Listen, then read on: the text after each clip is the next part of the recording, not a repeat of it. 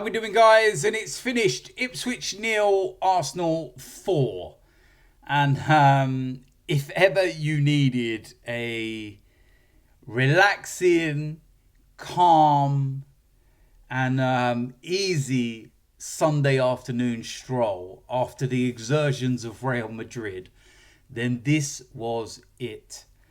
We've obviously got, our eyes on PSG in the semi-final and everything else, but we've still got a job to do in the Premier League, and we've still got to navigate a couple of Premier League games, and they're always difficult, and you've got clubs that are sniffing around just behind and everything else, and you're kind of like, okay, we've kind of dropped a few points here and there, Everton and Brentford, and let's not drop any more. Let's just move away from that pack and let's just get our job done. And then we can just fully focus and concentrate on the Champions League. And, before this game, I think we needed 10 points to mathematically guarantee Champions League football again next season via the league position. So obviously that's now 7. But listen, at the end of the day, it was one of those games, and people will say that the sending off changed things and made it a really easy afternoon. But let's, be honest about it. Even with 11v11, it was a stroll, and we were absolutely annihilating Ipswich. Some of the football we were playing was really good. And if anything, going down to 10 men probably makes things a little bit more difficult for us. Ipswich made a change straight away. They brought another defender on. They sat everybody behind the ball. When it was very evident, it was like, let's just get out of here, damage limitation. Let's see how many we concede. Make sure it's not a lot. And let's not embarrass ourselves. And, sometimes going down to 10 men is never easy to play against. So, it was one of those ones. But what I will say in terms of the sending off, let's just be grateful that Bukayo Saka is not seriously injured.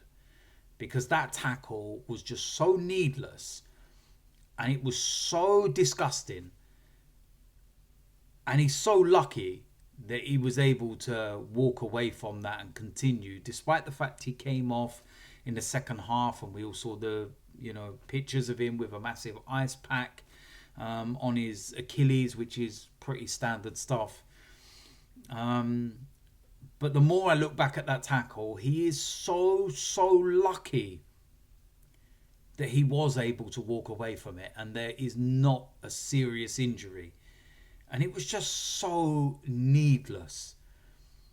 I don't know whether the Ipswich player is kind of trying to get really close to him because he's getting an absolute runaround till that point.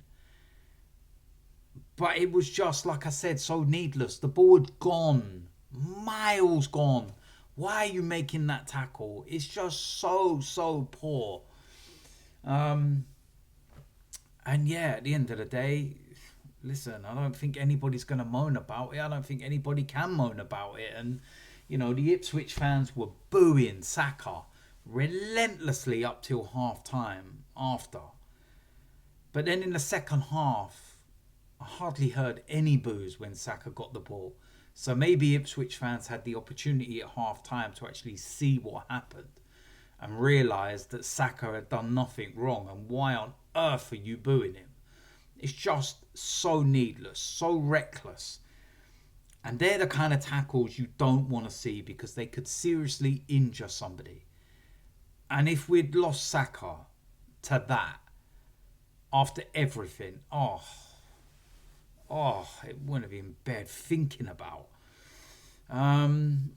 Listen, ironically, last 10 minutes of the first half, Saka had our best opportunities to score a third goal. And it would have been actually quite poetic with him putting the ball in the back of the net with the amount of boos that were going round. Listen, at the end of the day, it was just the perfect game. It was like a training game. I actually think that training games are probably more intense than that. But you couldn't have asked for a better game to have given the circumstances. After Real Madrid on Wednesday, the fact that we do have one eye on PSG. And yeah, listen, you do have to, still play your Premier League games. You still have to pick up 3 points and you still have to do a job. But yeah, I think if you could have looked at any 2 games before PSG, we would probably have picked these 2. Maybe Southampton would have been one of the ones thrown in there because they're abysmal. But playing Crystal Palace on Wednesday, for me, could well also be the perfect time to play Crystal Palace. They have an FA Cup semi-final on Saturday against Aston Villa. Their mind is going to be fully on that at Wembley. I don't know what the manager's thoughts will be for that game, but I'm presuming he will rest a lot of players and not risk them.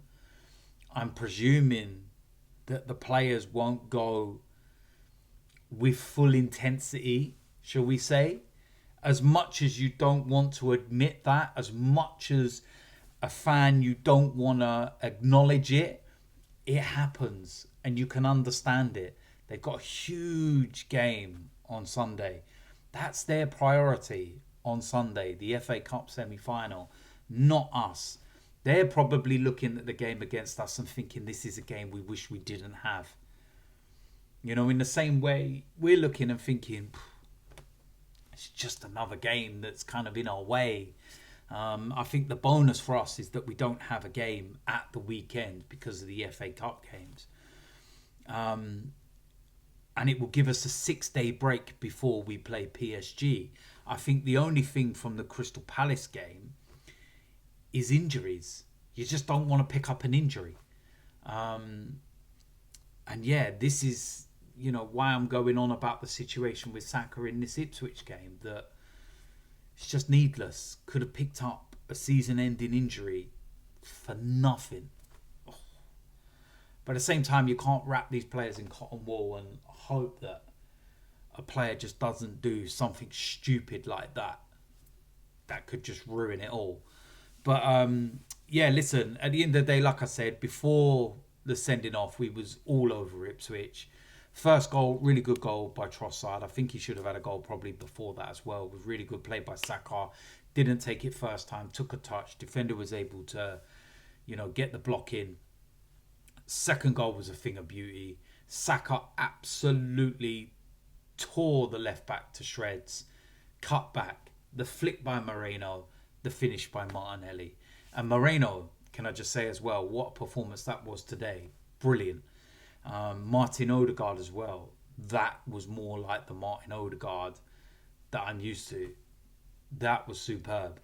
I don't know whether it's because he had his usual, right-hand side around him with Saka and Ben White and everything else. But yeah, Ben White's another 90 minutes in the legs, which is good moving forward.